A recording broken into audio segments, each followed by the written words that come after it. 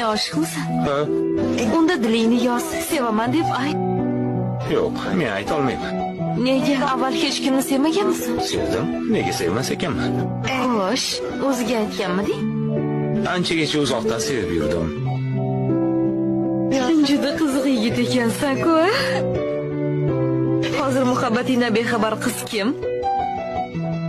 Qo'y, uning ismi menda qolsin. Mayli, o'zing bilasan. Bu safar necha yil kutmoqchisan? Buni endi vaqt ko'rsatadi. Oldindan bir narsa deyish qiyin.